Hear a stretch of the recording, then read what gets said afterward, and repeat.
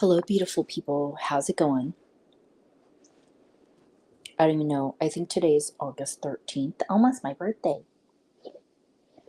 I was looking, so I should probably be posting about some updates, but I'm not going to do that today because I feel like it's time to talk about something uh, in my folder. I have this folder basically at all my different papers and maps, and I stuff things on there in there of my different topics, and they generally tend to sit in there sometimes for months, and then I go through them and see what I want to talk about. Sometimes they're reoccurring thoughts that I think that I need to post on right away, and apparently not. So the inspiration for today's show is it actually. So I went to April. I went in Alabama to visit my dad in April. That seems to be a really good time of year to go there because the weather and different stuff like that, and not super crowded flying.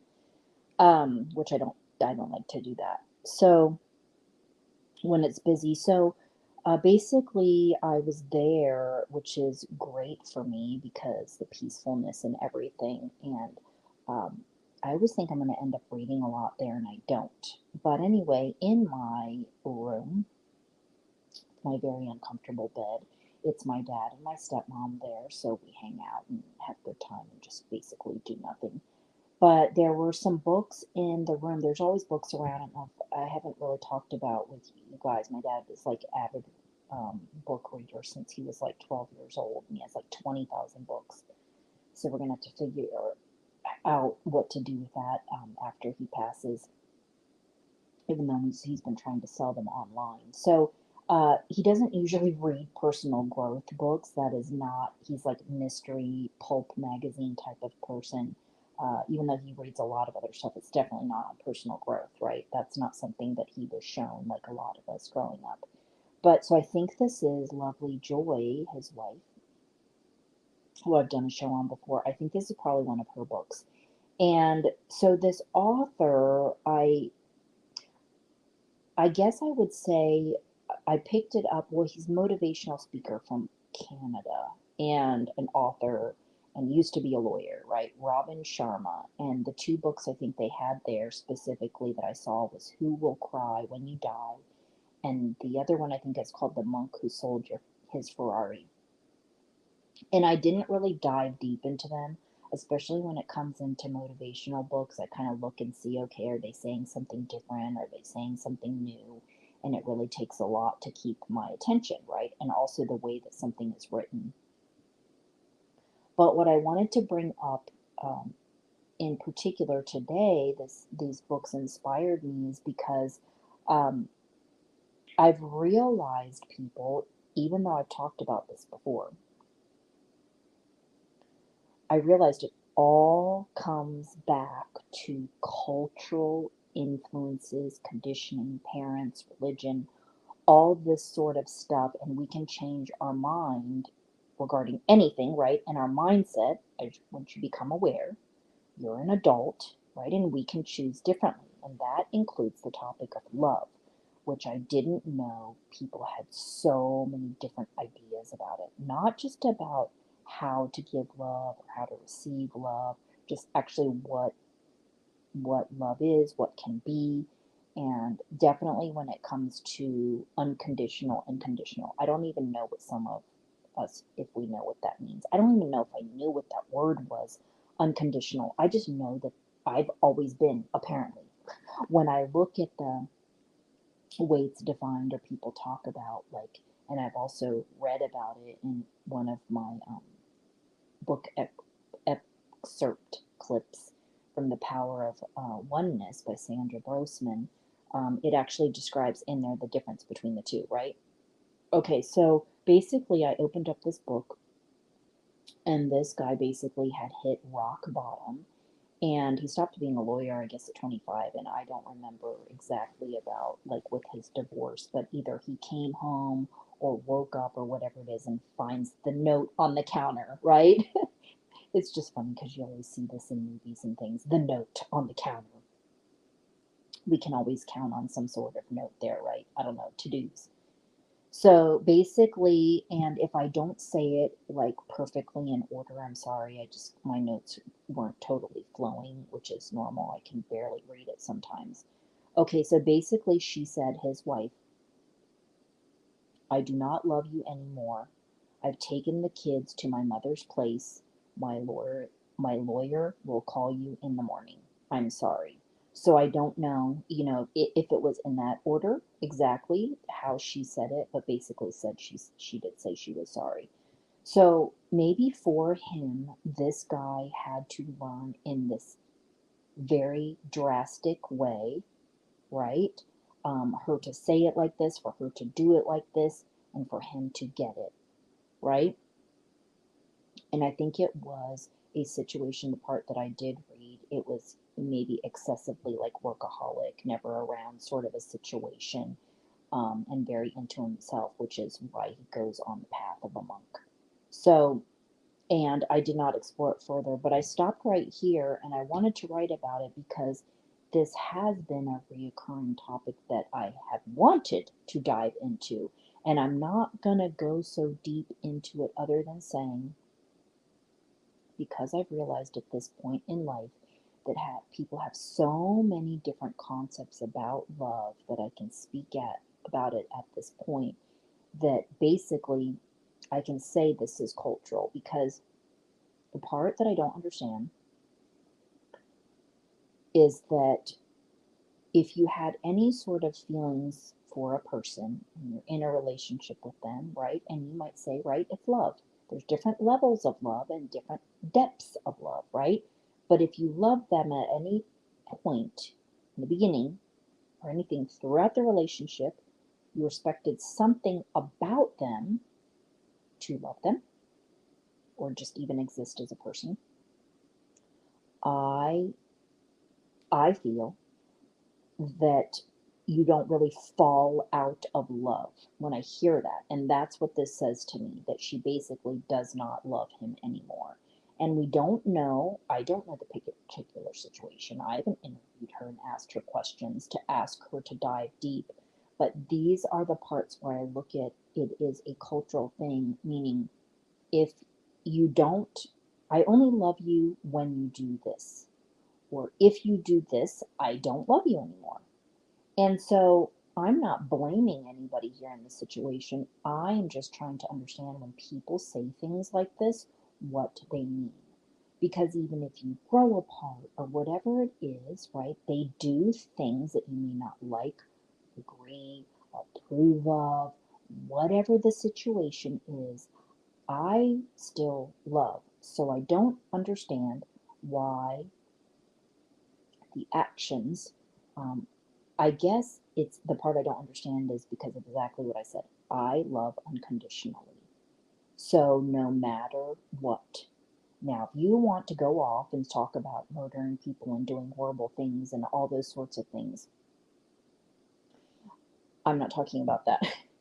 And even still, with that being said, I guess I'm a very forgiving person to be like, well, that would not say and equal, I don't love you anymore.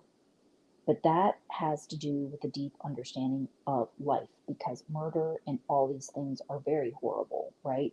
Abuse, all of these things. And including what I went through with my mom, when I realized, even the things I consider were emotionally traumatizing to me, I wasn't sure that I actually loved her. Like, I had to ask myself that, and in the end, of course, I decided I love her. I just didn't like her qualities as a person, right? And the way that she acted, which she didn't even really think, I guess, to say there was anything wrong with it, since one of her comments was, well, it made you stronger, right? It's like, okay, I wasn't that expecting that response from me telling her, that my feelings were hurt. So that's what I want to say about that, people, okay? And then the other example that I would like to end with, hopefully in the next 10 minutes, is that I also watched something. This is another example. David Goggins on Instagram. Sometimes I will open up his stuff, and I like to open up his stuff too when I think he's saying something kind of different. But basically, there was a guy in an audience asking, just kind of, I think he was asking for support and wanted to know an opinion of kind of like how to get through this very emotional time during his life because his wife was, they were getting a divorce. He was in the middle of it. And I think he was probably trying to ask for advice like, how do I mentally, like, how do I get my mind right? How do I get out of this place? Which I would say, of course it's going to take time. You can do all these sorts of things, but it's literally going to take time.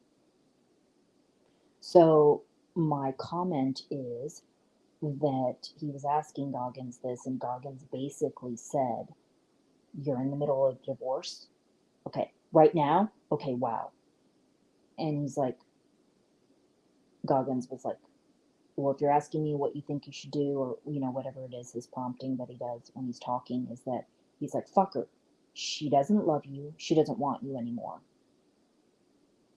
And he was asking him, the guy was saying, oh, I could have done things better, blah, blah, blah, to be a better husband. Maybe it wouldn't have gotten to this point.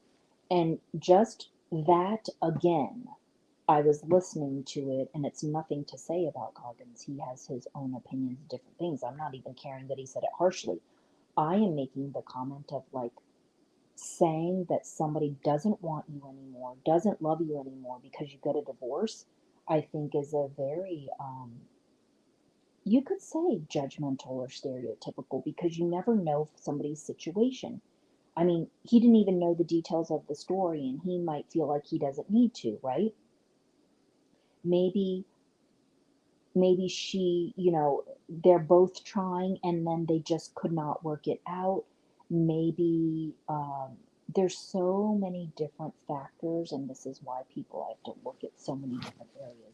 You never know people's situations. So just because they get a divorce, that doesn't mean she doesn't love him. Like it doesn't equal. While that could be true, we don't know. So this is just another example that I wanted to give is that I try to wrap my mind around why people say things like this. And just because whether it's a divorce or say you're friends with somebody and you don't talk to each other anymore, like there's so many different factors. And so what I know as my truth is that not only loving unconditionally, love is forever. Love saves. Love's, I feel like, is the only thing that lasts. So I don't agree with that. And I just see it in pop culture as, like, again, like things we've been shown and taught that we can only be loved in a certain way, or again, the breaking up. Um, yeah, I myself cannot understand it.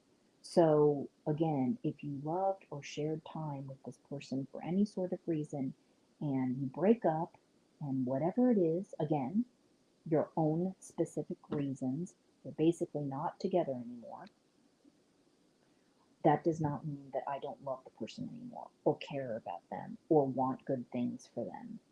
Um, so it's also very rare for after breakups. This is also another cultural thing. We don't see a lot of people getting along afterwards.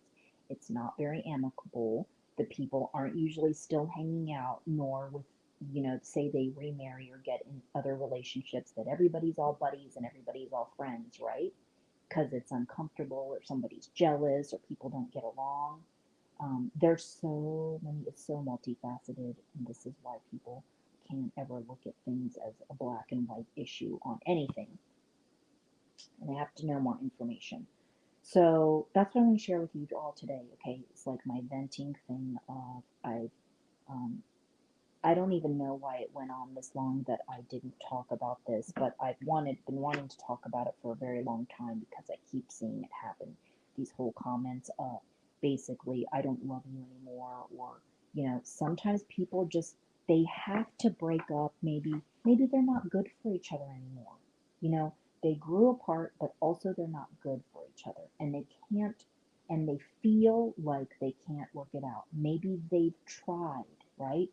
And I've said this before, sometimes divorce is a good thing. So when you hear somebody getting a divorce and people might be like, oh, I'm so sorry. And they're like praising the situation. Okay. And so yeah, that pretty much covers it all for now. Okay. Maybe this provided, I hope, some value to you, but I just had to share again about this whole. Uh, I don't even want to. I don't know to say losing love, but basically like people like I don't know. I when it comes to love, I'm also really sensitive and sentimental. So just had to share. No, I'm not the only one, and that is all today. Okay, my beautiful people. I'll talk to you in the next video. Thanks for listening.